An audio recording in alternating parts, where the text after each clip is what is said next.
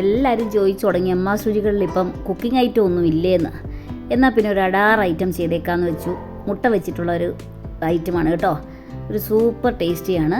അതിനൊരു പാൻ അടുപ്പത്ത് വെച്ചിട്ട് ഒരു 1.5 സ്പൂണോളം മല്ലി ഇട്ടു, 1 സ്പൂൺ ചെറിയ സ്പൂണിന് ജീരകം ഇട്ടു, വലിയൊരു ടേബിൾ സ്പൂണിന് പെരുംജീരകം ഇട്ടു, പിന്നെ ഒരു 1.5 ടേബിൾ സ്പൂൺ കുരുമുളക് ഇട്ടു.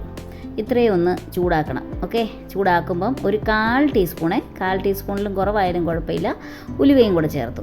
അതൊന്ന് ചൂടായി വരുമ്പോഴത്തേക്കും അതിലേക്ക് ചേർക്കുന്ന കണ്ടോ, കറുവപ്പട്ട, ഏലക്ക, ഗ്രാമ്പൂ, ഒരു ചെറിയ ജാതിപത്രിയും കൂടെ ചേർത്തു. ഇതെല്ലാം കൂടെ ചേർത്തിട്ട് നന്നായിട്ട് നമുക്ക് അരച്ചെടുക്കണം. അപ്പോൾ അതിൻ്റെ കൂടെ കുറച്ച് സാധനങ്ങളും കൂടെ ചേർക്കാനുണ്ടേ. ഒരു 5-6 കഷ്ണം വെളുത്തുള്ളി. അതിലേക്ക് പിന്നെ ചേർക്കേണ്ടത് വറ്റൽ മുളകാണ്. കാശ്മീരി ചില്ലി ഉണ്ടെങ്കിൽ നല്ല കളർ കിട്ടും.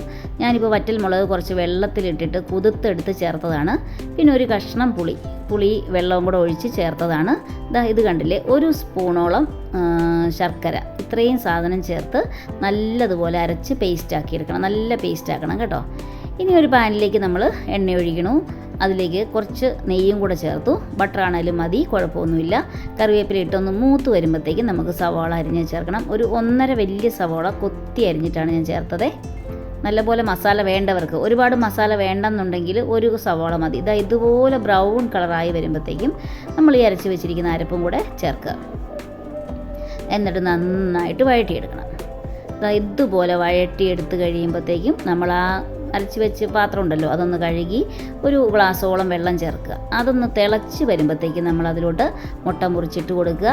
എന്നിട്ട് നന്നായിട്ട് വറ്റി വരുമ്പം ഓഫ് ചെയ്തോളാം. കറിവേപ്പിലയൊക്കെ ചേർത്ത് ഓഫ് ചെയ്തോളാം. സൂപ്പർ മുട്ടക്കറിയാണ്. സാധാരണ മുട്ടക്കറി എപ്പോഴും നമ്മൾ സവോള വഴറ്റി തക്കാളി വഴറ്റി ഉണ്ടാക്കുന്ന ഒരു മുട്ടക്കറി, മുട്ട സ്റ്റൂവ്, എപ്പോഴും ഒരേ സ്റ്റൈലിൽ മുട്ടക്കറി വെക്കുന്നതിൽ നിന്ന് ഒരു വെറൈറ്റി ആയിട്ടുള്ള മുട്ടക്കറിയാണ്.